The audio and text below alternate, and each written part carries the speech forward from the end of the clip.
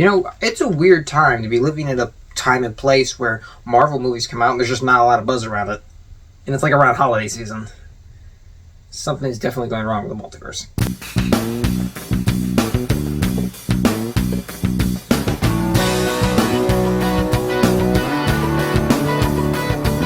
The Marvels was directed by Nia DaCosta, stars Iman Vellani, Niana Taparis, Brie Larson, Lashana Lynch, and more.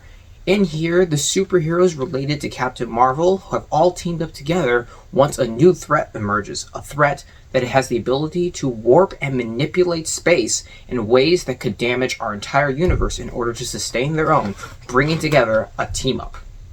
The Marvels is kind of something that's been in the works for a while. They set it up with Ms. Marvel, a little bit of WandaVision. There's been a lot of seeds sowed. In other words, there's a lot of homework that's required going into this movie in order to fully understand everything that's taking place. The problem is, I feel like a lot of the homework that needs to be done isn't always the best side of Marvel, in my opinion. It's not necessarily the most popular side, or the side I like the most.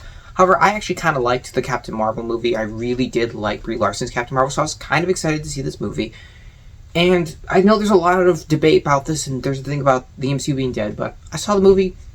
It's average. It's above my expectations, but my expectations weren't very high, which isn't much to say, but nevertheless, it still is a better film, I think, than the internet was proposing it was going to be. This isn't necessarily a disaster, but it certainly is a heavily flawed film, but has a lot of bright spots to it.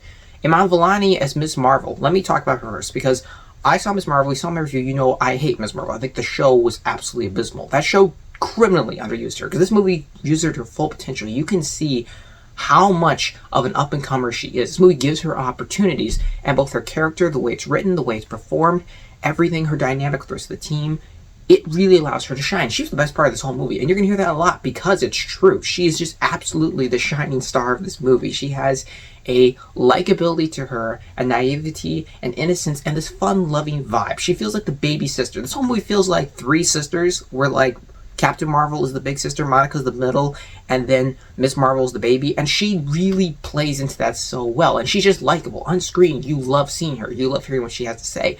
And she oftentimes also kind of feels the way the audience feels. She's a character that's grounded while also being out there. I think that's what makes her perfect. She's a relatable character. She's someone who feels like if you got thrust in the exact same situation, but she's also fun to watch and listen to and see how she resolves problems. And her optimism is probably the best part of this entire movie. Brie Larson as Captain Marvel is also really good in here. I like the way she portrays Captain Marvel as a far more mature, by-the-book person. You can feel the military in Captain Marvel. That makes sense. She's genuinely someone in here who you can tell has done things in her past. She has a past which relates to the villain, and it's coming back to haunt her a little bit. But she also is in a way now where she's trying to make more conscious decisions in ways that affect things as a commander. She's way more in charge. Even the way she interacts with Nick Fury is more on a level of what we may have seen from Tony Stark. To be honest, Monica Rambeau was very underwhelming here. She kind of just was there. The performance was fine. Don't get me wrong. She was alright, but just she didn't do much or serve the plot, and I don't remember much about her, and I didn't necessarily enjoy watching her or say I can't wait to see her on screen again like I did with the other two. She just kind of existed and was on screen and did stuff and was gone, and I was kind of good with that. To be perfectly honest, Samuel Jackson looks like he's collecting paychecks at this point. That's a side note. The dynamic between the girls, though, works really well. It's like a cross between buddy cop and sisters, like I said, and that was something that functioned really well. And the action scenes in here are, for the most part, really good. There are some solidly really good action scenes in here that were very creative, especially with the whole thing about how they can switch places and things. That was used effectively, while it's very inconsistent because there's lots of times where it just stops working because and there's no explanation given. As for this, there's also a really good scene with like the cat aliens, but there's tons of flaws in this movie. The way that they handle the scrolls in here feels very random and doesn't feel complete. This movie feels short. Now, I do respect the fact they understood they didn't have a lot of movie here, and I like the fact they kept it short. But in a way that also is a detriment to the film because nothing really gets flushed out, and the plot is just a mess. Nothing really makes sense actually story-wise. Like, that all is just not well written.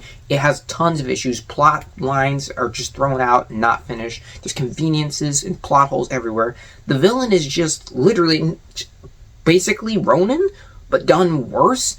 The villain's completely forgettable. I've never heard of her in comics. I don't really remember her from the movie. I don't remember her name, honestly. And she just kind of pops up, does stuff, and leaves, and they try to make her feel like a threat, but nothing, even when it comes to the universe itself ending, feels like a threat. It just feels like, oh, we're going through the motions, we're stopping the villain, and she's the cliche, you took everything from me, I'll take everything from you, which is just so overplayed at this point, and not played well or written well.